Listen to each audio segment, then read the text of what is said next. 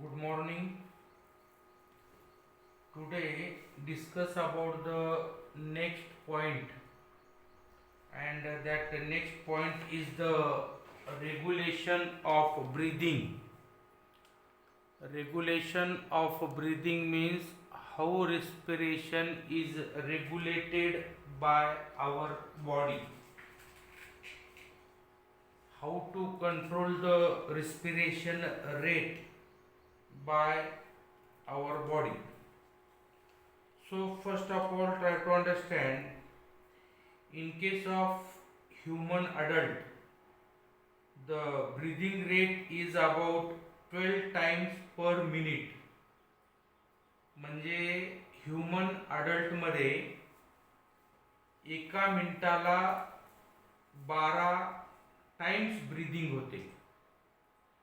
त्याचबरोबर त्याचं कंपॅरिझन जर आपण केलं तर in case of newborn baby about 44 times per minute ब्रीदिंगचा रेट असतो. दोन्हीमध्ये डिफरन्स आहे. अडल्टमध्ये 12 टाइम्स पर मिनिट आहे, and in case of the newborn baby presence of that is the 44 times per minute.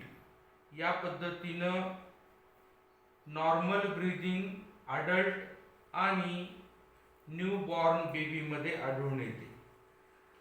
Generally normal breathing is an involuntary process. You know about the involuntary process.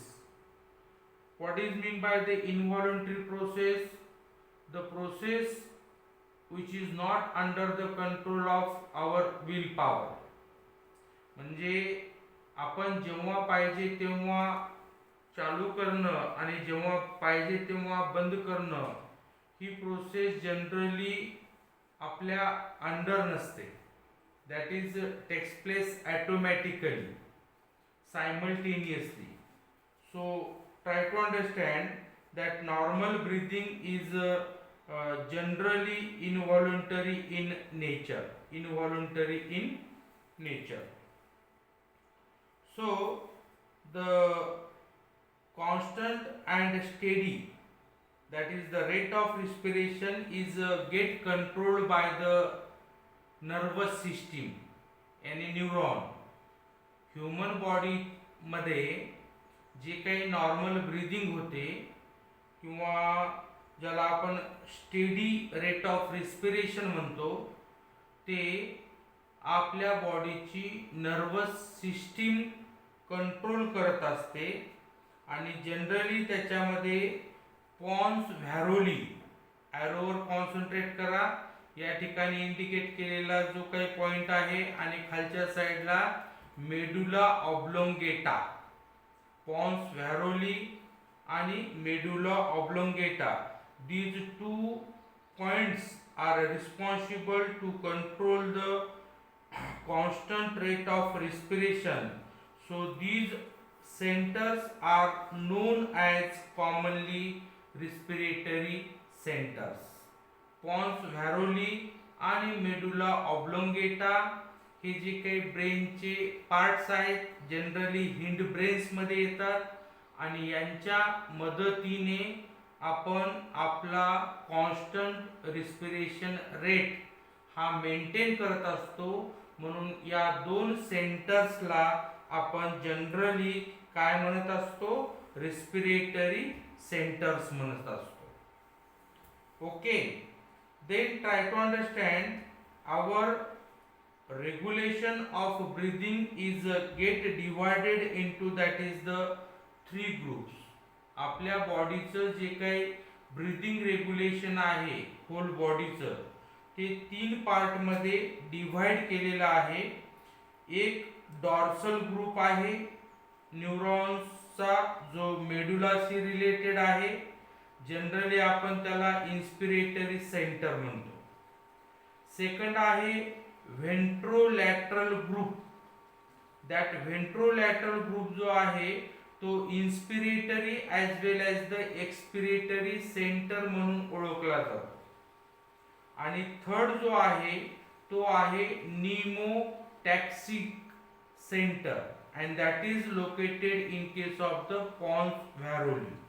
Means that is the in case of these three dividation, two are present in that is the medulla oblongata and one is related to the pons varoli.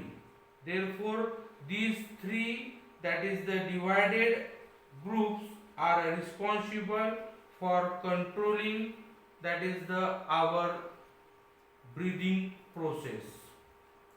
या ठिकाणी तुम्ही बघू शकता हा वरचा जो part आहे तो टोटली ब्रेनचा पार्ट आहे. या टोटली ब्रेनच्या पार्ट मध्ये या ठिकाणी सेरेब्रोस्पायनल फ्लुइड इंडिकेट केलेला आहे. त्याचबरोबर खालच्या साईडला जे दोन पॉइंट दाखवलेले आहेत येलो कलरचे, या ठिकाणी तुम्ही बघू शकता हे दोन पॉइंट जे येलो कलरचे दाखवले आहेत, generally they are located in the pons varoli and medulla oblongata. They are commonly known as breathing control centers. यांना आपण ब्रीदिंग कंट्रोल सेंटर्स म्हणतो.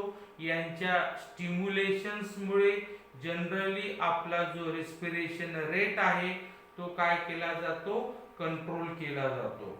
खालच्या साईडला ब्रेन पासून निघणाऱ्या ज्या काही नर्व्स आहेत है ना, त्या नर्व्स सिग्नल्स देतात आणि त्या सिग्नल्स मुळे O2 आणि CO2 चं जे काही बॅलन्स आहे ते आपल्या बॉडीच्या इतर फिजिओलॉजिकल ऍक्टिव्हिटीला कंट्रोल करत असतं. आता या ठिकाणी जर तुम्ही रिस्पिरेटरी सिस्टीमचा जर पार्ट बघितला तर या ठिकाणी दाखवलेला आहे nerve signals trigger and that is responsible for the contraction of that is the muscles as well as diaphragm as well as the rib muscles. हे टोटली रिस्पिरेटरी सिस्टीमला O2 आणि CO2 च्या लेवलला इंडिकेट करत असतं नर्व सिग्नल्सच्या माध्यमातून. त्याचबरोबर याचाच एक छोटासा पार्ट बाजूला इंडिकेट केलेला आहे जो आपल्या हार्टशी रिलेटेड आहे आणि हार्ट मध्ये O2 आणि CO2 हे जे काही सेन्सर्स आहेत इन केस ऑफ अवोर्टाशी रिलेटेड CO2 आणि O2 चं लेवल बॅलन्स केलं जातं. जनरली काय होत असतं यामध्ये पुढं अजून डिटेल मध्ये आपल्याला सांगता येतं की इन्स्पिरेशन होत असताना लंग्स ह्या एक्सपांड होतात एका क्रिटिकल लेवल पर्यंत आणि जेव्हा ह्या लंग्स एक्सपांड होतात तेव्हा त्याचा जो रिसेप्टर्स असतो तो स्ट्रेच होतो, त्याचबरोबर स्टिम्युलेट होतो आणि ऑटोमॅटिकली जे इम्पल्सेस आहेत ते व्हॅगस नर्व्हच्या मदतीनं सेंड केले जातात. कुठे सेंड केले जातात, एक्सपिरेटरी सेंटर्सला सेंड केले जातात आणि त्याच्यामुळे जनरली जे काही inhibitory impulses to the inspiratory centres are carried out. Then second point is that inspiratory muscles जेव्हा रिलॅक्स होतात तेव्हा एक्सपिरेशन फॉलो होतं आणि त्याचबरोबर एअर जे असतं ते लंग्सला लिव्ह करतं ड्युरिंग द एक्सपिरेशन. ऑटोमॅटिकली जेव्हा एक्सपिरेशन होतं तेव्हा लंग्स ज्या असतात त्या डिफ्लॅटेड होतात आणि जनरली रिसेप्टर स्ट्रेच केले जातात and that stimulation is no longer and therefore inspiratory center is no longer inhibited and new respiration that is the begins.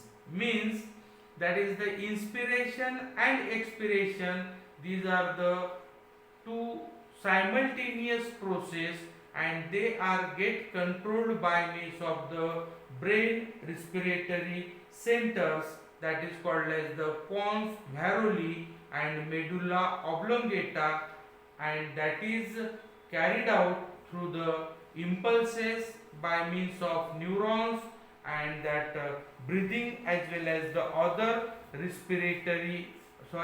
other physiological activities are carried out. This is commonly called as the regulation of breathing. Then next point is the last point of this topic, and that is commonly called as common disorders of respiratory system. याने respiratory जे syndromes असतात त्या respiratory सिंड्रोम्सचा आपल्याला या ठिकाणी अभ्यास करायचा आहे. आणि ह्या रिस्पिरेटरी सिंड्रोम्स मध्ये वेगवेगळ्या कंडिशन तुमच्या टेक्स्टबुकमध्ये चार्टच्या माध्यमातून दिलेल्या आहेत. त्यामध्ये डिसऑर्डर्सचं नाव आहे, त्याचबरोबर त्याचे सिम्पटम्स आहेत, तो कशामुळे होतो, what is the reason behind that, and which precautions are taken और which treatments are given on that particular that is the disorders. हे 4 पॉइंट चार्टमध्ये इंडिकेट केलेले आहेत. तरी हे 4 पॉइंट पैकी काही पॉइंट्स तुम्हाला मी डायग्रॅमच्या मदतीनं इंडिकेट करतो. नॉर्मल कंडिशन कशी असते आणि ॲबनॉर्मल कंडिशन कशी असते.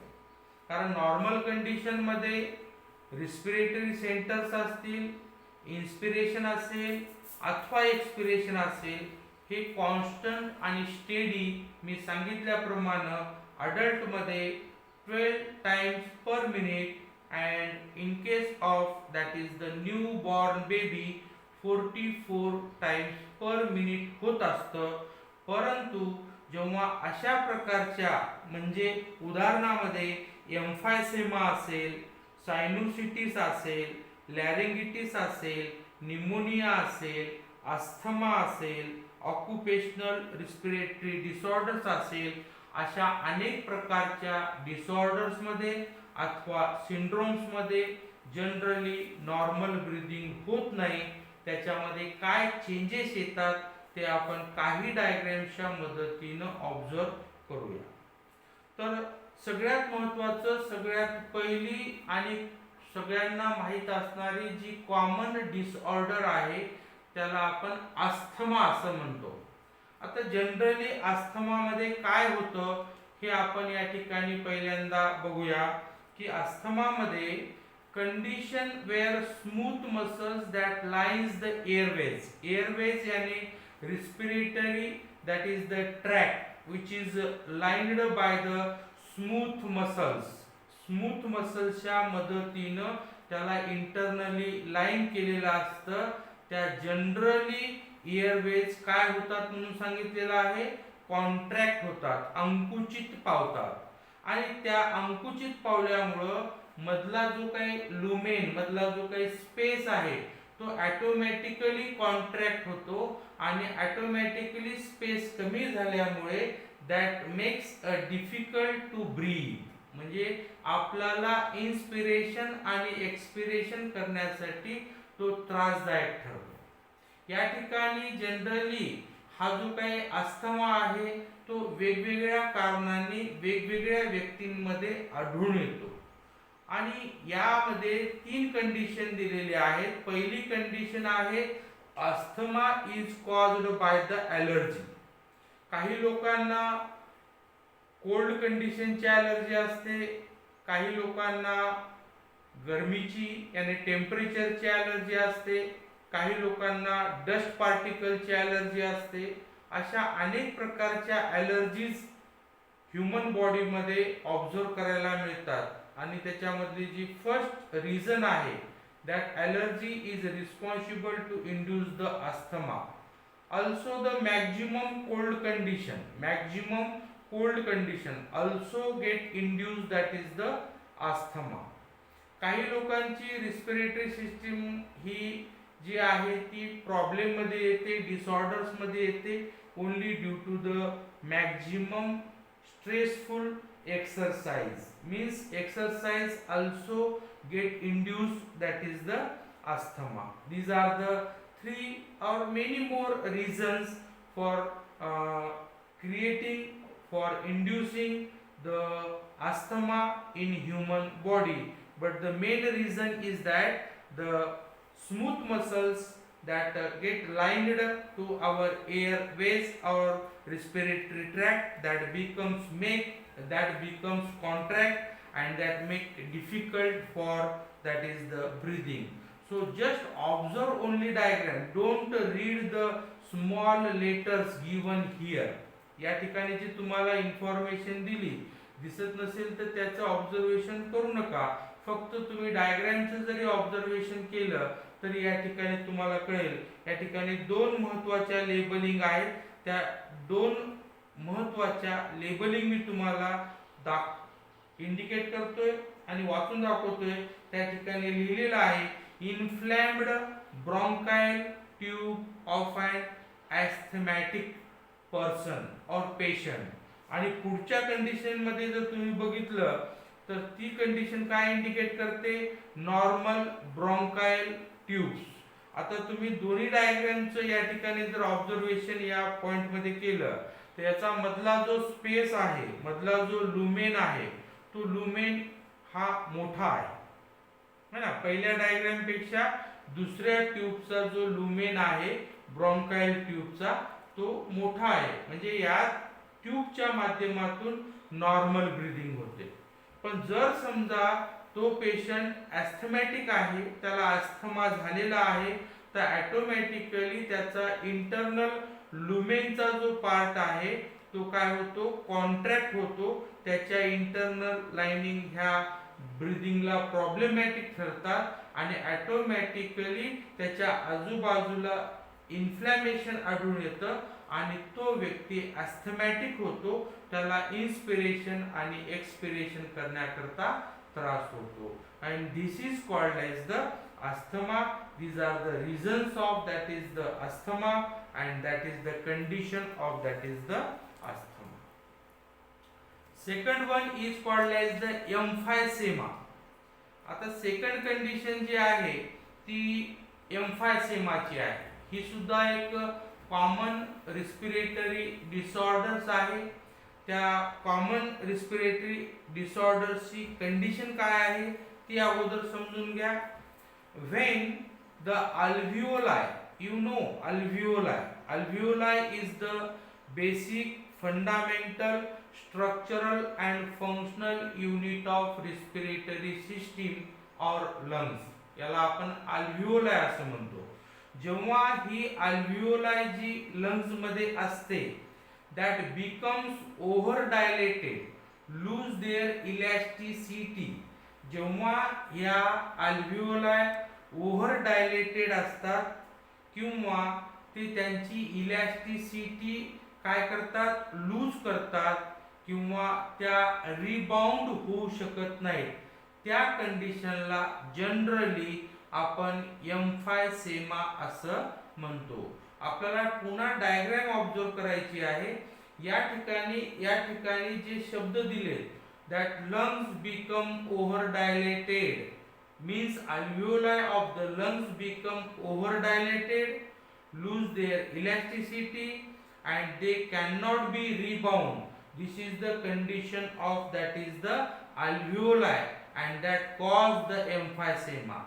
Then next point is that the patient will have dyspnea that becomes more severe as the disease progresses. Means that patient does not respire properly. तो patient normal condition मध्ये steady condition मध्ये respiration करू शकत नाही. त्या ठिकाणी एक शब्द दिलेला आहे डिस्पेनिया. हा डिस्पेनिया जो शब्द आहे तो त्याचा अर्थ असा आहे की normal breathing does not take place, breathing is in problem.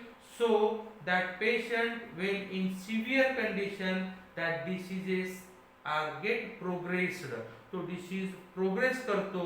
आणि हीच कंडिशन जर तुम्ही या ठिकाणी जर बघितली तर या ठिकाणी बघा पहिल्या डायग्राम मध्ये ज्या अल्व्हिओलाई दाखवलेल्या आहेत त्या कन्फर्म आहेत. They are not dilated, they are not loose their elasticity, they are get rebound. Okay, so वरच्या साईडला दिलेला आहे नॉर्मल अल्व्हिओलाई. या अल्व्हिओलाई कशा आहेत, नॉर्मल अल्व्हिओलाई. जर फ्रेश अंगूर तुम्ही बघितले असतील तर तुम्हाला कळेल की ते अंगूर एकदम टाईट असतात आणि त्या बंच ऑफ ग्रेप्सचं जे स्ट्रक्चर असतं त्याच पद्धतीनं या नॉर्मल हेल्दी अल्व्हिओलायचं स्ट्रक्चर तुम्हाला दिसत आहे. आणि जर तुम्ही पुढं स्ट्रक्चरचं ऑब्झर्वेशन केलं तर हीच डायग्रॅम कशी झालेली आहे, ओव्हर डायलेटेड झालेली आहे. each and every that is the alveoli lose their elasticity, ते कोलॅप्स झालेले आहेत आणि त्याचबरोबर त्यांच्यामध्ये रिबाउंड कॅपॅसिटी राहिलेली नाही आणि म्हणून दिस alveoli is get emphasized, means alveoli with emphysema means that alveoli are get damaged. ह्या ज्या alveoli आहेत ह्या अल्व्हिओलाई या ठिकाणी इंडिकेट केलेला आहे त्या डॅमेज झालेल्या आहेत आणि अशा डॅमेज झालेल्या अल्व्हिओलाई मध्ये प्रॉपर रिस्पिरेशन म्हणजेच ब्रीदिंग, इन्स्पिरेशन, एक्सपिरेशन हे घडत नाही आणि त्याच्यामुळे मग आपल्याला अशा प्रकारची रिस्पिरेटरी डिसऑर्डर म्हणजेच एम्फायसेमा त्या पेशंटच्या बॉडीमध्ये आढळून येते. This is the second one, respiratory disorder, which can be seen with a diagram with normal alveoli and emphasized, that is the alveoli. Okay, then third point is that is the pneumonia, that is also the common respiratory disorder. And here try to understand, that is given with, that is the total human बॉडीची जे काही different symptoms या ठिकाणी दाखवलेले आहेत निमोनियाचे तुमच्या चार्टमध्ये सुद्धा दिलेले आहेत. जनरली याला बॅक्टेरिया अथवा व्हायरसच्या कॉजमुळे हा निमोनिया येतो आणि याचं जे इन्फ्लॅमेशन आहे ते स्पेसिफिकली लंग्समध्ये आढळून येतं, त्याच्यामुळे कफ होऊ शकतो. त्याचबरोबर fever, shortness of breath, chills, sweating, chest pain, blood in mucus is maximum. So just observe that here, that is the high fever and chills are observed in that particular patient of pneumonia. Clamminess, blueness हा सुद्धा स्किनच्या बाबतीमध्ये आढळून येतो. लंग्सच्या बाबतीमध्ये जर बघितलं तर cough with sputum आहे ना, कफ विथ स्पुटम म्हणजे जे काही खोकला येणं आहे ज्याला आपण ओला खोकला म्हणतो. ब्रीदिंगच्या बाबतीमध्ये शॉर्टनेस आढळून येतो. प्लुरिटिक चेस्ट पेन म्हणजे जनरली जे काही आपला चेस्ट आहे त्याला पेनफुल कंडिशन आपल्याला आढळून येते. त्याचबरोबर व्हास्क्युलर कंडिशनमध्ये ब्लड प्रेशर आपलं जे नॉर्मल असायला पाहिजे ते लो होतं.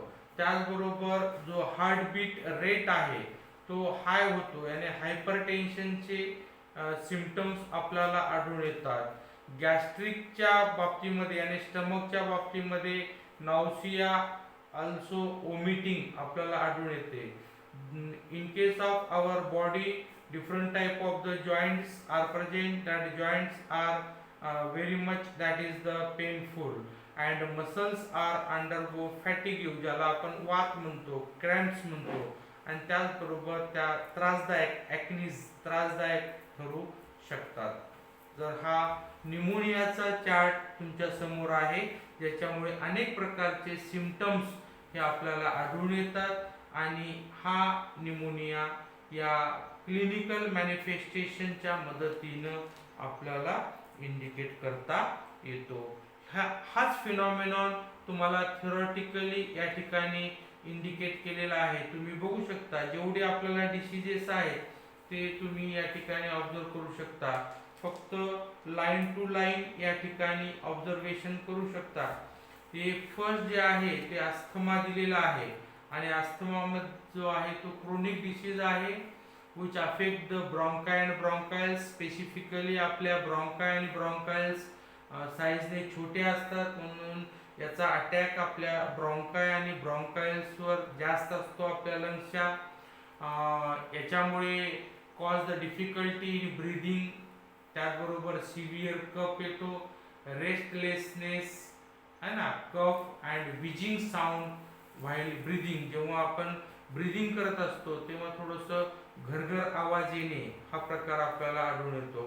Just asthma might cause due to the, कशामुळे अस्थमा मॅक्झिमम प्रमाणामध्ये आढळून येतो, तर कोल्ड एअर, थंडीच्या दिवसामध्ये जनरली थंड वातावरणामध्ये आढळून येऊ शकतो.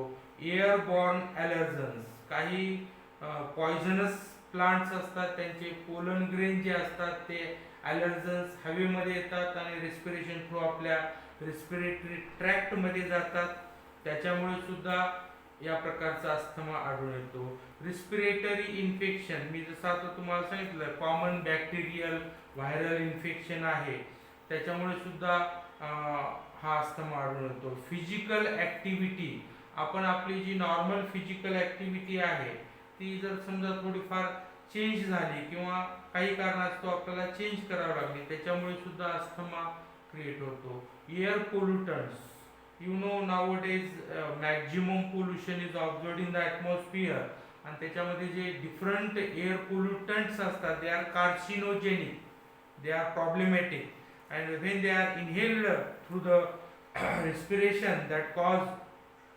respiratory tract, lungs, bronchioles, and that cause the asthma. This is called as the a theoretical part of that is the asthma. COPD, chronic obstructive pulmonary disease, हा पण त्यामध्ये दिलेला आहे, तुम्ही ते बघू शकता. त्यानंतर नेक्स्ट आपल्याला आता आपण जो बघितलेला आहे एम्फायसेमा.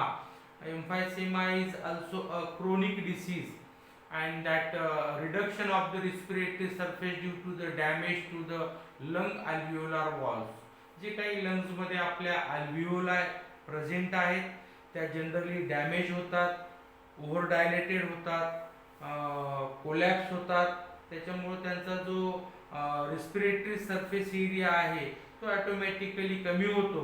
आणि हे जनरली कशामुळे होतं, तर those persons are smoke cigarette, त्याला आपण चेन स्मोकर म्हणतो, त्याच्यामुळे आढळून येतं.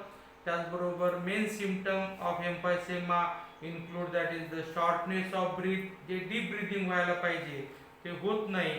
आणि त्याचबरोबर coughing is also the another reason, another symptom. Emphysema might lead to a loss of elasticity of lungs.